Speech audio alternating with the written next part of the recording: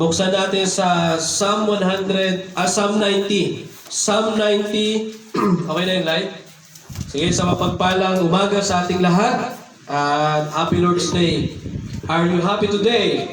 Amen. Salamat sa Diyos. Let us open our Bible in the book of Psalms.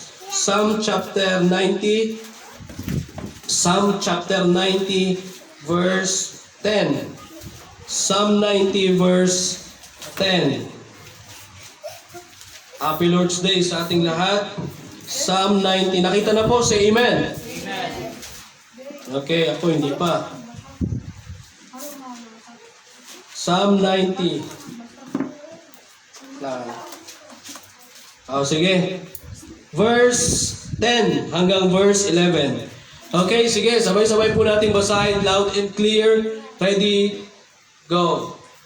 The days of our years are threescore years and 10. And if by reason of strength, they be fourscore years. Yet is their strength labor and sorrow.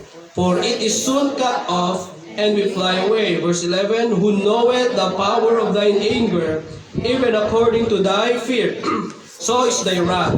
So teach us to number our days, that we may apply our hearts unto wisdom. Let us pray. Ama naming Diyos na makapangyarihan sa lahat, Panginoon, kami po'y nagpapasalamat sa oras na ito. Pagpalain niyo po, Panginoon, ang aming pag-aaral, pakikinig ng inyong salita. Dalangin po namin ang Diyos, Banal Espiritu po maging sa amin, magpaunawa at magpaalala patungkol po sa inyong salita. Purihin ka sa pangalan ni Jesus. Amen. Amen. Okay, so maaari na pong maupo, mga kapatid. Okay, so alam niyo ba dito si David, sa Psalm chapter 90, itong Book of Psalms, sino nga sumulat ng Book of Psalms? Si Haring David. Okay, so dito, meron po siyang realization sa kanyang buhay. Okay? Nung siya ay namubuhay sa mundong ito, nung isinulat niya itong Book of Psalms, meron siyang mga realization. Ano ba sa Tagalog ng realization? Meron siya yung tipong nare-realize niya. Yung mga ganun. Nare-realize niya yung mga bagay-bagay sa... Alam niyo, habang ikaw ay nagkakaedad sa mundong ito, marami kayong realizations. Amen? Lalo na kayo mga bata. Mga bata, kung ano yung ginagawa niyo ngayon, paglaki niyo, meron niyang realization. Amen? Lalo na yung batas ng Biblia na kung anong tinanim mo, yun ang aanihin mo. Marirealize nyo yan. Kaya, ngayon, alimbawa kayo mga kabataan, makinig. Kapag kayo ay nagtanim ng hindi magandang bagay, paniguradong aan. Di ba sinabi yan sa Galatians 6:10? Ano nakasulat doon? 6:10 o 6:9? Patingnan natin, baka magkamali Galatians, para sure. Galatians chapter 5 pala. Tama? Galatians 5 or 6?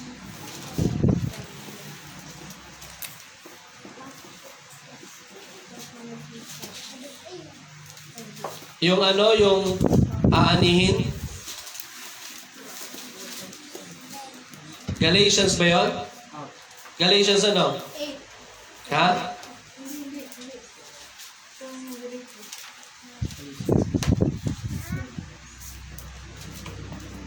Yan, pakihanap. Galatians, nawala sa isip ko 6:9. Ayun, Galatians 6:9. Ayan, sinabi dyan, and let us not, verse verse 7, yan. Verse 7, sabi dyan, be not deceived, God is not mocked, for whatsoever a man soweth, that shall he also reap. Ayan, dyan nakuha ng yung katagang what you sow, you reap. Kung ano yung tinanim mo, yun ang aanihin. Kaya sinabi dyan, be not deceived. Huwag tayong magpadaya. Amen? At huwag din tayong magdaya. Bakit? God is not mocked. Ibig sabihin, ang Diyos natin ay hindi natin maluloko. Amen? Amen. Hindi natin, kahit na ngayon, pinapakita mo sa sarili mo na you are okay, pero deep inside, you're not okay, and then alam ng Diyos yan. Amen? Hindi natin madadaya ang Diyos. Kahit saan. When it comes to giving, hindi natin madaya ang Diyos. When it comes to our mind, ano mang ginagawa natin, maaring madaya ang pastor, pero ang Diyos hindi natin madadaya. Amen?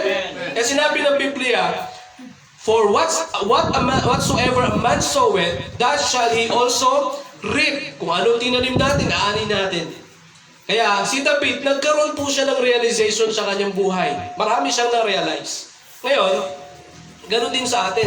Kaya sabi ko nga sa inyo, kayo mga kabataan, pag kayo nagtanim ng hindi maganda, aanihin nyo yan. Amen? Amen. Ayo, halimbawa, nagtanim kayo ng hindi pakikinig. O katulad niyan, nagtanim ng hindi pakikinig. Alam nyo ba, balang araw, pag kayo nagsalita, meron ding taong hindi makikinig sa inyo. At ang masakit dyan, kung yung mismong anak mo hindi makikinig sa iyo. Kasi, nung bata ka pa, nagtanim ka na hindi ka nakikinig. Amen? Amen. Dapat lagi niyong iilagay sa puso at isip niyo na kung ano yung ginagawa ko ngayon, aanihin ko to balang araw. Amen? O tignan niyo yung mga nagtanim ng kasiraan sa kanilang katawan. Anong aanihin nila? Kasiraan din. Ano ibig sabihin ng pastor? Tignan niyo yung mga naninigarilyo. Sa nga, nakikita niyo ba yung mga naninigarilyo dito?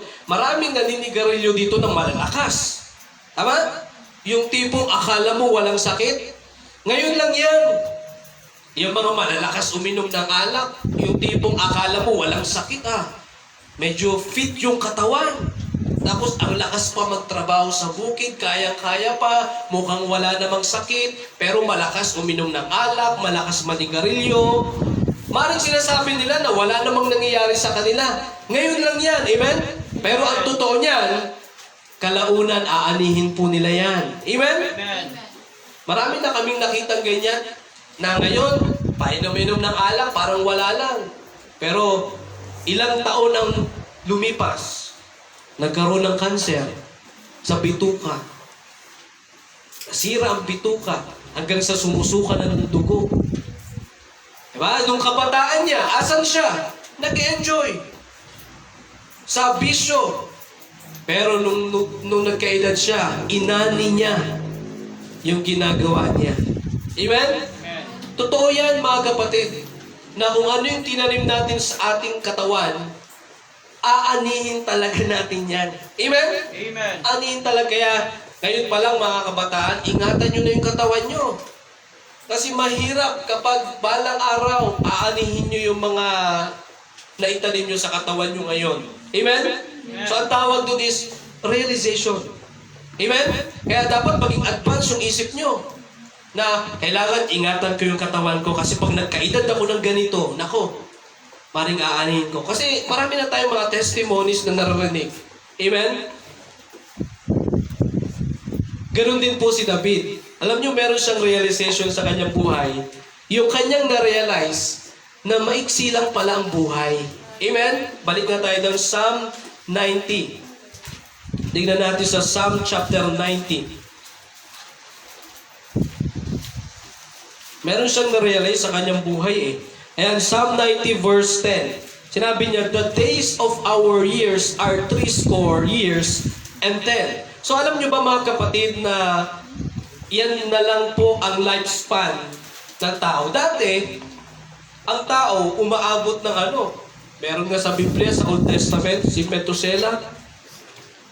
Ilang taon niya? 960? 69? Tama? 969. Hindi ng edad, no? Ano kaya itsura niya na? No?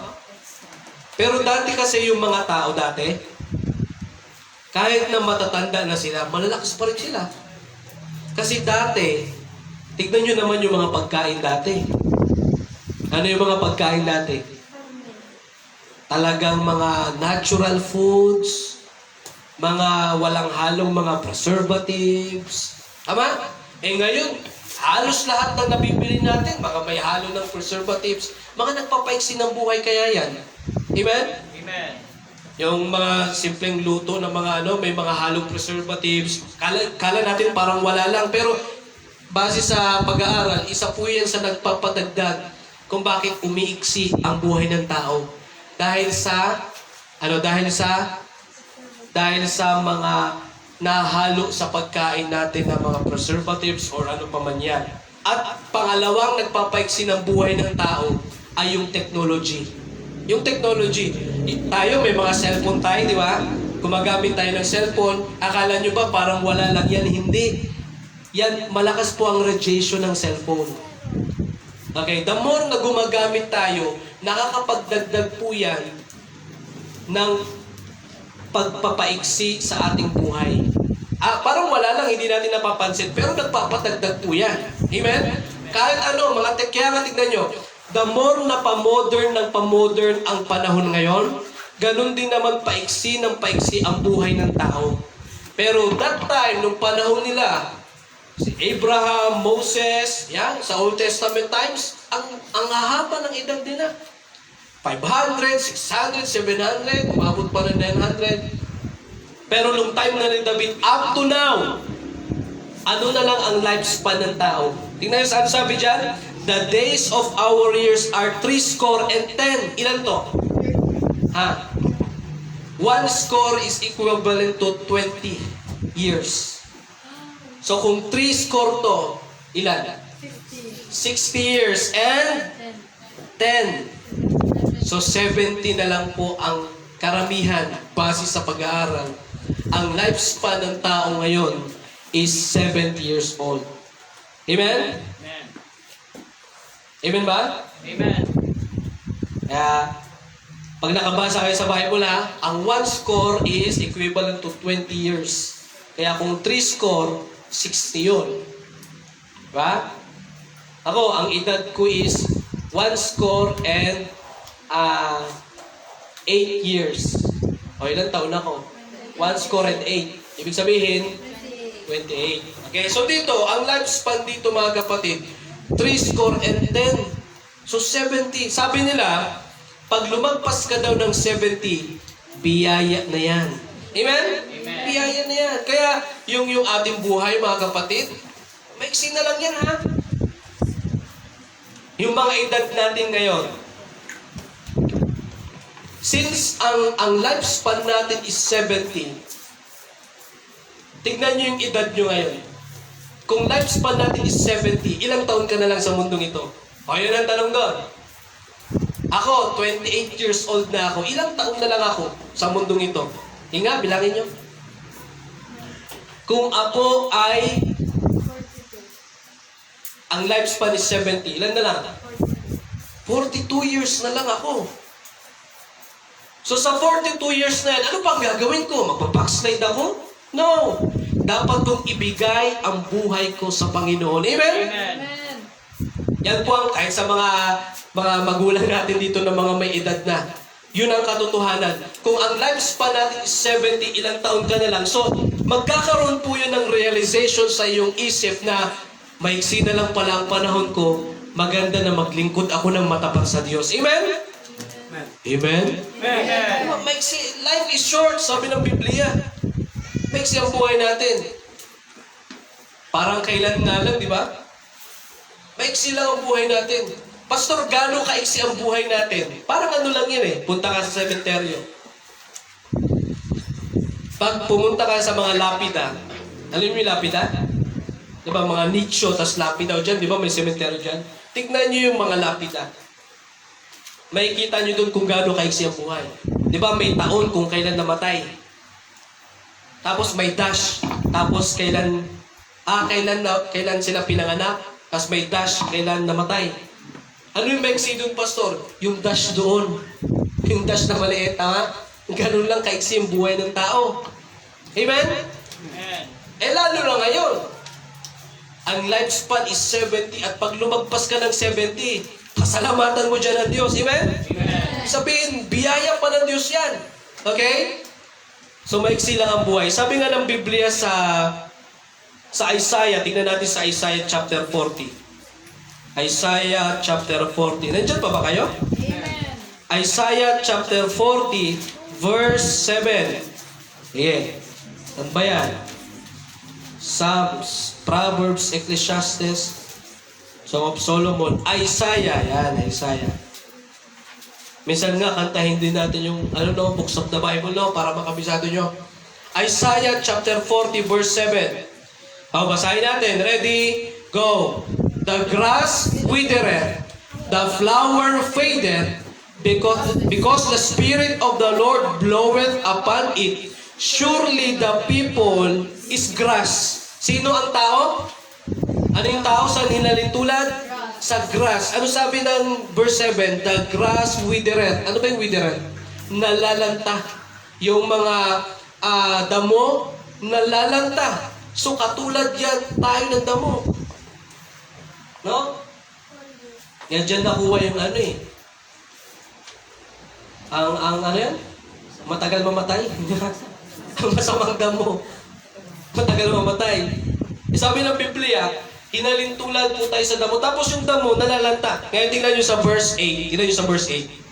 The grass withereth, the flower fadeth, but the word of our God shall stand forever. Amen? Amen.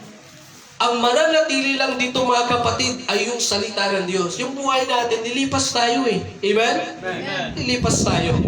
So, tingnan nyo sa verse 11. Balik tayo sa Psalm 90. Psalm chapter 90.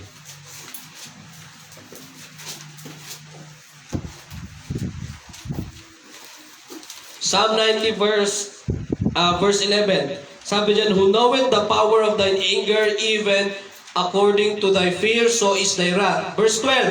So teach us to number our days, that we may apply our hearts unto wisdom. So na-realize po ni David na ang buhay ay maiksi lang. Amen? Amen. At na-realize din po natin yan ngayon, na maiksi lang naman talaga ang buhay. Sabi nga ng Biblia sa James 4:14, ay katulad yan. Ano yung sabi doon? What is your life? It is like a vapor. It is even a vapor that appeareth for a little time and then vanisheth away. Yan ang buhay ng tao, katulad lang yan ng isang singaw. Ba nakita na kayo ng singaw? Pagbukas nyo sa sinain nyo, may singaw na usok, diba? Tapos pag hinawakan nyo yun, ano nangyayari? Yung singaw na yan ay lumalabas din sa inyong mga kamay.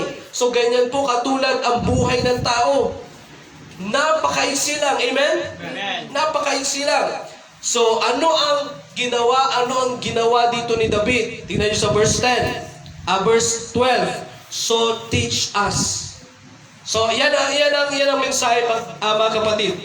Teach us. Amen? Ano sa Tagalog ng teach us? Turuan mo kami. So, maiksi lang ang buhay natin. Kaya sinabi ni David, Lord, turuan niyo po kami. Amen? Amen? Turuan niyo po kami. So number 1, teach us to value the things that are important. Amen? Amen? Teach us to value the things that are important. So yun po yung number 1, mga kapatid. Since maiksi lang ang buhay natin, sabi nga, ang lifespan is 70, napakaiksi lang po niyan. So, ano yung dapat natin na i-request sa Diyos, na ituro sa atin ng Diyos? And by the way, si David, meron po siyang teachable heart. Amen? Yung teachable heart, ibig sabihin, meron siyang ugali na handa siyang maturuan. Amen? Teachable heart. Kaya sinabi niya, Lord, teach us. Si David, isa itong hari. Mayaman ito. Ano gusto niya? Nakukuha niya. Sikat kaya to si David that time. Pero, meron pa rin siyang pagpapakumbaba at willing heart na na magpaturo sa Diyos. Amen? Amen. Maraming tao, ganyan. Umangat lang sa buhay, ayaw na magpaturo. May mga ganyan tao. Tumaas lang ang pamumuhay, hindi na nagpapaturo. Naway hindi mangyari sa atin yan, ha? Amen? Amen. The more na yumaman kayo, dapat the more na kayo ay laging nagpapaturo. Especially sa salita ng Diyos. Amen? At sinabi ng David, Lord, teach us. Turuan mo kami. Ano yung number 1? Teach us to value the things that are important. Turuan mo kami na pahalagaan yung mga bagay na importante. Amen? May mga bagay bang importante sa atin? Meron? Meron ba? Ano yung unang bagay na importante sa atin na dapat nating pahalagaan since maiksi lang ang buhay natin? ka-Bible. Amen? Ang Biblia. Mahalaga. Kaya binasa natin kanina, the grass withereth, the flower fadeth, and pero sabi, but the word of our God shall stand forever. At sinabi din ng Biblia sa Matthew 24 verse 35, heaven and earth shall pass away, but my word shall not pass away. Kaya mga kapatid, pahalagaan natin yung Biblia, ha? Amen? Mas higit pa ito sa ginto, mga kapatid. Sabi ng Biblia sa Psalm chapter 19, ano sabi doon? More to be desired are they than gold, than much fine gold. Mas higit pa ito sa ginto. Tingnan nyo ang mga tao ngayon. Anong mas mahalaga sa kanila? Pera o Biblia? Ha? Mapapatunayan ko na pera ang mahalaga sa tao ngayon. Sa karamihan, hindi naman lahat. Sa atin, mga Kristiyano, naniniwala ko na ang mahalaga sa ating Biblia. Amen? Amen. Pero nung ako ay nagsosoul winning, marami akong experience na ganyan. Na pag ako ay nagbigay ng Kristiyano babasahin, tapos titignan nila yung tracts ba, yung pinapamigay natin. Tapos sasabihin nila, ay, akala ko pastor may nakaipit na pera. Grabe, no? Tapos pag nagbigay ako, ano ba to?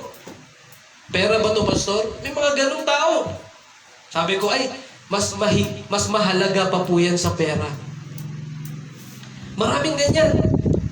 Tapos tuturuan mo, ayaw. Pero kung dala mo ayuda, kung magbibigay dito, ayuda, tigli 5,000 kada pamilya. Sabi nga nila, when money talks, people listen. Amen? Amen. Pag pera ang pag-uusapan, ang mga tao nagkakandara pa yan. Pero bigyan mo sila ng salita ng Diyos, wala, magpupulasan yan. Amen? Ganyan ang tao ngayon, mga kapatid. Hindi nila pinapahalagan yung mga bagay na talagang totoong importante. Amen? Amen. Kung ano yung hindi importante sa mata ng Diyos, yun yung pinapahalaga ng tao ngayon. Di ba? Hindi nila alam na kapag meron ka nito, mayaman ka. Amen? Ang sanlibutan, pag may pera ka, mayaman ka. Yun ang mindset nila. Kasi more on material things sila. Pag malaki ang bahay mo, marami kang sasakyan, marami kang pera, sikat ka, ayun, masasabi mong mayaman daw sila. Pero tayo, mga kapatid, hindi tayo sa material na bagay nakatingin. Amen? Pag meron kang Biblia, mayaman ka. Amen? And tandaan nyo, ang pera hindi po yan basihan sa pagiging mayaman sa mata ng Diyos. Ano sinabi ng Biblia? The blessing of the Lord, it maketh rich, and He addeth no sorrow with it. Ang totoong pagpapala ng Diyos ay may kasiyahan yan. Amen? Amen. At walang halong kalungkutan. Paano mo nasa pastor na ang pera ay hindi totoong blessing? Kasi una, maraming tao ngayon na maraming pera, pero malungkot. Amen? The blessing of the Lord, it maketh rich, and He addeth no sorrow with it. Ang totoong blessing, mga kapatid, ay yung masaya ka. Amen? Amen. Maraming tao sa sanlibutan ngayon, may pera pero hindi na masaya. Meron ba kayong kilalang ganyan? Maraming pera pero hindi masaya ngayon. Meron ba kayong kilala? Ako, meron akong kilala. Si Kibuloy. Kumusta si Kibuloy ngayon? Kumusta si Kibuloy? Naka-live pala tayo, baka marinig ni Kibuloy yun. Yari tayo dyan. No? Alis muna tayo sa live. Pero narinig eh. Kumusta siya ngayon? Maraming pera, may private jet. May private jet pala siya. Sikat. Tignan nyo naman ang buhay niya ngayon. Nagtatago. Amen? Lahat ng mga tinuro niya, bumalik sa kanya. Sinasabi niya, siya yung anak ng Diyos, sa yung Diyos. Kung Diyos siya, bakit siya nagtatago ngayon? Diba? Kaya mga kapatid, wala sa pera ang totoong blessing. Amen? Amen. Alam nyo ba, mas blessed pa tayo kaysa kay Kibuloy? Alam nyo kung bakit? Marami siyang pera pero nagtatago siya. Tayo, wala man gaanong kalaking pera pero malaya tayo. Amen? Amen. Di ba blessing yan? Nakakapunta ka kahit saan, kung ano gusto mo, napupuntahan mo. Pero si Kibuloy nandoon sa kanyang Asan ba siya ngayon? Meron ba nakakalam kung nasan? Turo natin. Meron, alam mo ba, Raven? Ikaw, no? Jeng. Ha, parang binibidyoan mo ko. Yari, ano sa Facebook yan. Di ba, asan siya ngayon? Ang tanong, blessing ba yung meron siya? Well, hindi. Amen? Amen. Tatago siya. Dami niyang kaso. Tapos, ang ano, malupit pa dyan, yung mga kasamahan niya na nakasuhan din, sumuko na. Napanood niyo yan sa balita? Sumuko na. Pero siya nagtatago pa rin. Ang sinesend niya lang ay yung voice recording, di ba? Kaya nyo lang ako gustong mahuli kasi ganyan. Puro sisi sa gobyerno. Sa Amerika, may kaso na rin siya, di ba? Sa Amerika alam nyo ba sa Amerika, most wanted na siya. Mas lalo na dito pa sa Pilipinas. Di ba? Kaya kahit saan. No? Wala nang mataguan. Maliban na lang kung sa impyerno siya pumunta. Wala na talaga mga kapatid, no? Kaya, ikumpara mo na lang yung buhay mo sa buhay niya ngayon. Hindi ba't mas pinagpala ka? Amen? Amen. Tapos malungkot ka ngayon? Sino malungkot? Pastor, malungkot ako. Tignan mo, Pastor, wala man akong pera. Yan ba yung dahilan kung bakit malulungkot ka? Wala ka lang pera? Tandaan nyo, money is the least of all the blessings. Amen? Amen. Ang pera ang pinakamababang uri ng pagpapala. Right. Kaya pag malungkot ka at dahil sa wala kang pera, sabi nga ng Biblia, sabi, kung gusto mo malaman kung gaano ka pinagpala ng Diyos, bilangin mo yung mga bagay na meron ka na hindi kayang bilhin ng pera. Amen? Amen. Gusto nyo bang malaman na mayaman tayo? Bilangin nyo yung mga bagay na meron kayo na hindi kayang bilhin ng pera. Ano yung number 1 doon? Yung kaluluwa natin. Yung kaligtasan na meron tayo. Amen? Amen.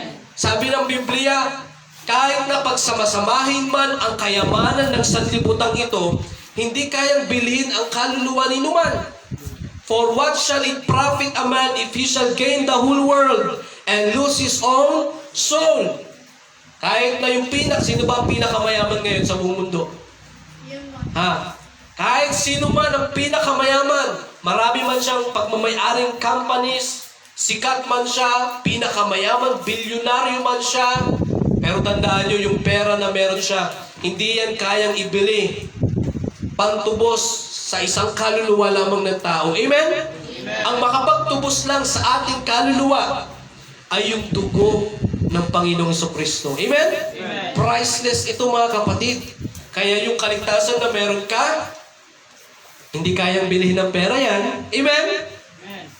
Amen ba? Amen. Hindi kayang bilhin ng pera yan. Kaya walang dahilan para hindi man wala man akong pera, at least sa langit naman ako pupunta. Amen? Amen.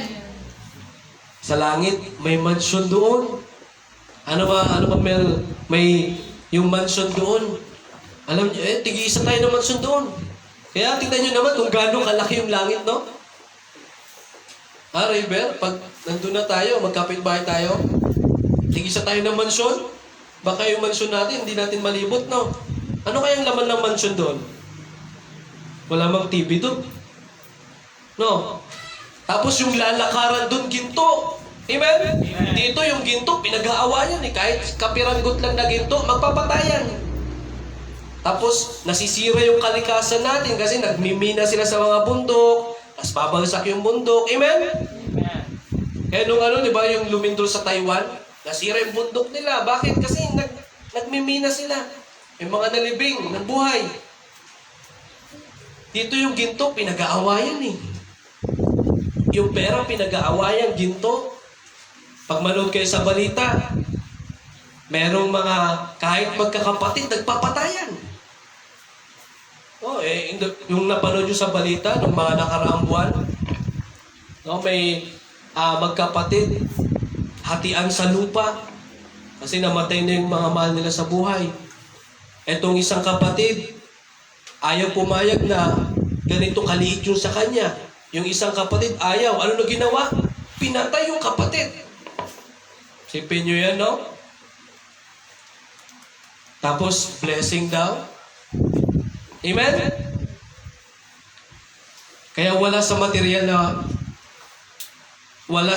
na bagay yung ating 100% na kasiyahan. Amen? Amen. Malaman mo lang na, wow, I am saved. Amen? Amen. Ligtas ako. Sa langit ako pupunta. It gives me joy. Amen? Amen. Kasiyahan yan. Hindi kayang bilhin ng pera yan. Ano pa yung mga bagay na hindi kayang bilhin ng pera? Biblia. Amen? Amen. Salita ng Diyos. Diba? Binasa natin yung sinabi ko kanina, more to be desired are they than gold. Mas higit pa ito sa ginto, kapatid. Amen? Kaya ito, hindi ito kayang bilhin ng pera.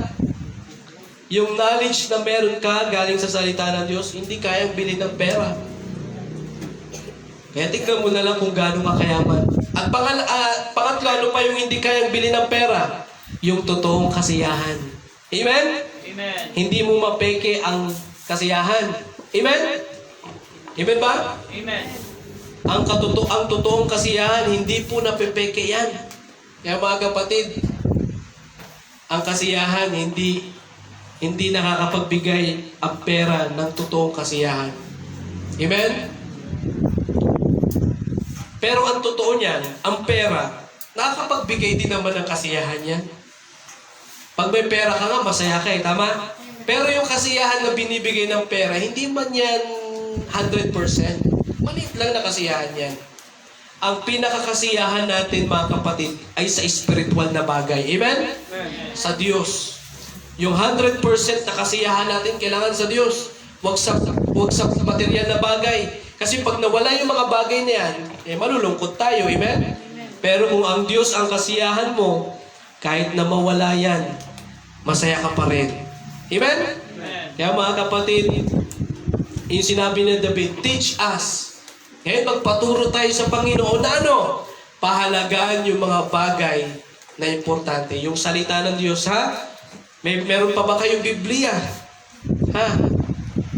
Yung Biblia nyo, kumusta na? Pinapahalagaan nyo pa ba ito? Amen. Ha? Baka naman pagdating nyo sa bahay, tapon lang kung saan-saan.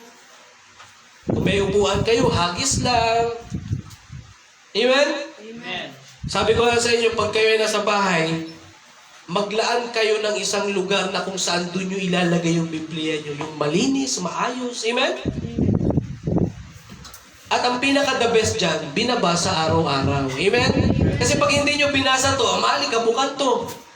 Tapos kailan nyo lang mapupunasan? Pag pupunta church, nasan yung Biblia mo? Kaya pag kinuha mo, punong-puno na ng alikabok, pupunasan mo na, papagpagin mo na lang. Bakit? Kasi hindi nababasa. Amen? Dapat binabasa to. Pahalagaan natin to, ha? Amen? Amen. Huwag kayong mahiya na may Biblia kayong dala. Be proud that you have a Bible. Amen? Amen. Yung iba, tinatago yung Biblia. Tayo, wag. Pag nag-soul-winning ako, ito yung Biblia ang dala ko eh. Hindi ako nagdadala ng mga maliliit. Sabi ko, itong Biblia ang malaki dalhin ko. Kaya tignan niyo yung mga tao, makita pa lang ako sa malayo. Alis na, pulasan na agad. Bakit? Kitang-kita yung Biblia. Amen?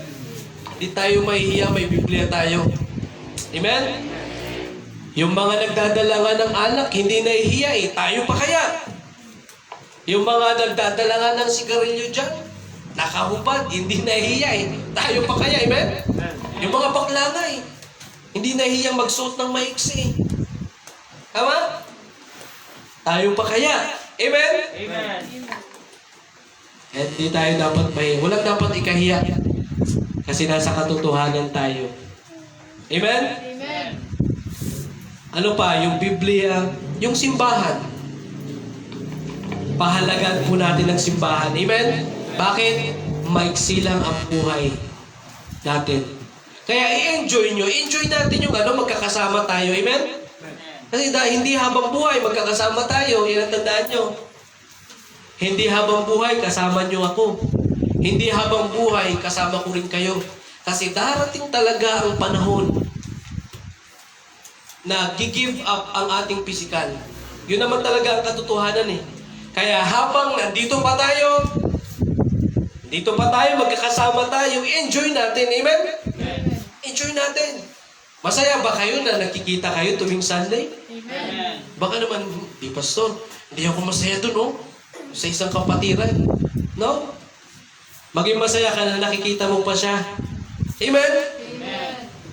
Lahat tayo dito dapat magmahalan, maging masaya sa isa't isa, enjoy natin. We are one family. Amen? Enjoy natin na tayo ay magkakasama. Kasi darating yung time na hindi na tayo magsasama. Amen? Pahalagan natin, sabi ni David, Lord, teach us. Ano yun? Yung mga bagay, pahalagan natin yung mga bagay na importante. Ano yun? Number 1, the Bible, the church. Amen? Sabi ng Biblia sa Hebrews 10:25, huwag pababayaan ang sama-samang pagtitipon. Pahalagan natin. Amen? Pahalagan natin yan. Kids Church, pahalagan nyo yan, ha? Nasaan yung mga kids? Kids, pahalagan nyo yung Kids Church.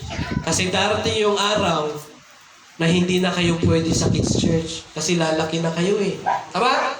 Pero, kayo rin naman yung mga magtuturo. Amen? Kayo yung mga next teachers. At sa mga teachers ngayon sa Kids Church, di ba nag-cycle na kayo, no? Oh. Enjoy nyo yung pagtuturo, ha? Amen? Kasi darating yung time na hindi mo na kayang magturo. Amen? Darating yung panahon na hindi mo na kayang magturo. Kasi ang katawan natin, di ba? Ang katawan natin, hindi ito palakas ng palakas. Pahina ito ng pahina. Kaya enjoy natin, amen? Yung Kids Church, yung service ng hapon, enjoy natin yan. Amen? Amen. Yung mga kapatid, teach us to value the things that are important. The Bible, the church, and then, syempre, the family. Amen? Amen. Kayo ba, mahalaga ba sa inyo ang pamilya nyo? Ha? Amen. Mahalaga ba? Amen? Amen. Of course, yes. Mahalaga. And then, pahalagaan mo yan kasi hindi habang buhay magkakasama kayo. Amen? Amen. Pahalagaan natin yung mga bagay na importante. Bakit maiksi lang ang buhay? Mga anak, pahalagaan nyo yung panahon na kasama nyo pa yung mga magulang nyo. Amen? Kasi darating ang araw na hindi nyo na sila makakasama. Totoo ba yun, Pastor? Yes. Ako, yung papa ko, patay na. Dati, kasama namin siya, naiyakap namin siya. Pero nung wala na siya, hindi na namin siya mayakap. Amen? Hindi na namin siya masabihan ng I love you. Kaya diba, lagi kong sinasabi sa inyo, hanggat kaya niyong sabihan ng I love you, yung mga mama, papa niyo, sabihan niyo. Kailan niyo sila sasabihan na, Mapa, mahal kita? Kailan niyo sila sasabihan ng ganun kapag nasa kabaong na? Amen? Kailan niyo sasabihin sa tao na yung mama, papa ko ay mabuting tao yan, mga yan? Kailan niyo sasabihin sa kanila yan pag nasa kabaong na? Amen? Di ba ganun yung nature natin mga tao? Na nasasabi natin yung kabutihan ng taong yun pag nasa kabaong na. Di ba pag nagte-testimony, itong taong ito, mabait talaga to. Kahit hindi naman. No. Itong taong ito, wala itong bisyo. Kahit hindi naman. Diba? Lahat ng pambobola, minsan sinasabi sa taong patay. Bakit? Patay na eh. Lahat. Hindi naman lahat pambobola, pero karamihan, itong taong ito talaga, mahal na mahal ako nito. Lagi kaming namamasyal, ganyan-ganyan. Masabi mo man yan sa ibang tao, pero yung nakahiga dito, hindi niya na narinig yun. Amen? Kaya kahit umiyak ka pa at sabihan mo siya kung gaano mo siya kamahal, hindi niya na maririnig yun. Kaya mga kabataan, kasama niyo pa yung mga mahal niyo sa buhay, kasama niyo pa yung mga magulang niyo, kailan niyo sila huling nasabihan na, Mapa, mahal kita? Kailan? Baka isipin niyo, Pastor, awkward kasi, parang Ano ba yan? Ano ba sa Ilocano nun? Parang ano naman, parang nakatayo ng balahibo, parang awkward. Hindi. Hindi, huwag niyong isipin na, ang nagtatanim lang sa isip niyo na awkward yung ganun, ay dahil sa, yun ang mindset ng sanlibutan. Tama? Yun ang mindset ng sanlibutan na hindi na kailangan yan. No? OA naman. Hindi OA yun mga kapatid. Ang pagsasabi ng sa mama at papa na mahal mo siya, hindi po ka-OA yun. Amen? Amen. Yun ang katotohanan. Amen? Amen. Yun ang katotohanan. Kailan nyo sasabihin yan pag wala na sila? Amen? Amen. Kaya, ito naman. Kailan nyo huling nahag yung mama at papa nyo? Nahag nyo pa ba sila? Ha? Laanan nyo ng oras na kahit mga simpleng bagay lang, ihag nyo sila. Kasi darating yung time, mga anak, darating yung time na hindi nyo na sila mahag. Amen? Amen. Maaring ang huling hug nyo ay yung nasa kabaong. Kaya sabi ko nga sa inyo, hindi natin alam ang bukas. Amen? Walang nakakaalam. Hindi natin pwedeng ipagmayabang na malakas pa ako, matagal pa akong mamamatay. Maraming taong namatay, maraming tao na malakas pa pero kinabukasan namatay. Amen? Hindi natin masabi ang panahon. Kaya ano sabi ni David? Lord, teach us. Ano yung unang hihilingin natin sa Diyos na turuan tayo? Yung mga bagay na importante. At isa na doon yung pamilya. Amen? Amen. Bigyan natin ng importansya yung mga magulang natin. Amen ba mga anak? Baka naman pag nasa bahay kayo, kung sagutin nyo na lang sila, ganun na lang, pabalang-balang. Ha? Never kayong sumagot sa magulang nyo na pabalang. Ha? Kung gaano kayo kabait dito sa church, dapat ganun din kayo kabait sa bahay nyo. Amen? Amen. Amen ba? Amen. Ha? Kung gaano kayo kabihig dito, kayo mga kabataan, lahat kayo, kilala ko kayo. Malakas ang discernment ng pastor. Kung dito mabait kayo, magpakabait din kayo sa bahay nyo. Amen? Amen? Amen. Amen ba? Amen. Amen ba mga anak? Amen. Ha? Kung si pastor ay hindi nyo sinasagot-sagot dito, ganun din sa bahay nyo, huwag nyong sagot-sagutin ang mga magulang nyo. Amen? Amen. Kung sa pastor, palaupo kayo. Opo, pastor. Opo. Ganon din naman sa bahay nyo, ha? Amen? Baka naman hindi na kayo nag-uupo sa mga mama-papa nyo. Ha? Sino dito hindi na nag-uupo? Pag sa pastor, todo upo. Todo galang. Kaya sabihin ko sa inyo mga anak, kung paano nyo ko ginagalang bilang pastor, ganun nyo rin galangin yung mga magulang nyo. Amen? Amen. Kasi kung may leader kayo dito sa church at ganun yung paggalang nyo, ganun din sa bahay nyo. Kasi pag nandun na kayo sa bahay nyo, wala na si pastor sa bahay.